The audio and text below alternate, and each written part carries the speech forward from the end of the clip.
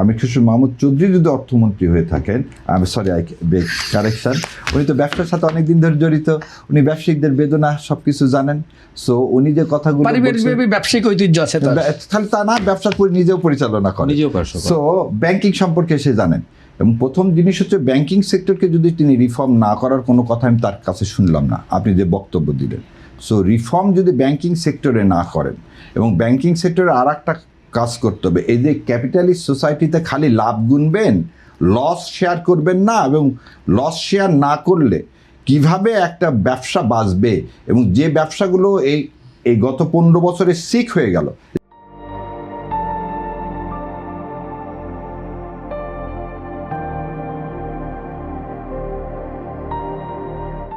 যেমন ভাই বললেন সুগার ইন্ডাস্ট্রি, আমাদের পুরো সুগার ইন্ডাস্ট্রি কিন্তু সিক, অটোমেটিক রাইস ইন্ডাস্ট্রি পুরাটাই সিক। এই সিক ইন্ডাস্ট্রিগুলোকে একটা উদাহরণ দিই, যখন শেখ হাসিনা বলছিলেন বিএমটিএফকে ওখানে হাউজিং করে দাও, বেগম খালেদা জিয়া বলছেন যে না না, বিএমটিএফকে নিজের উপরে দাঁড়াতে দাও। আজকে বিএমটিএফ আমাদের জিডিপিতে প্রতি বছর 7,500 কোটি টাকার মতো কন্ট্রিবিউট করতেছে, বাংলাদেশ মেশিন টুলস ফ্যাক্টরি। কারণ এই 2000 সাল পর্যন্ত এই কোম্পানিটার দায় দেনা ছিল 4,500 কোটি টাকা, সেটাকে শোধ দিয়ে আজকে এই কোম্পানি এখন বিএমটিএফ 7,500 কোটি টাকার মতন সরকারকে প্রতি বছর দিচ্ছে।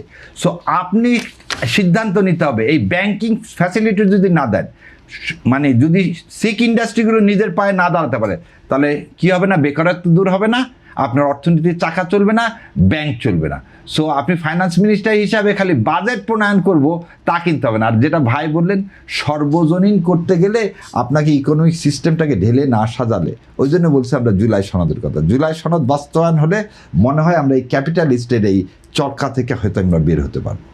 জুলাই সনদে উল্লেখযোগ্য অর্থনৈতিক সংস্কার কি আছে? জুলাই সনদে অ্যাকাউন্টেবিলিটি আছে।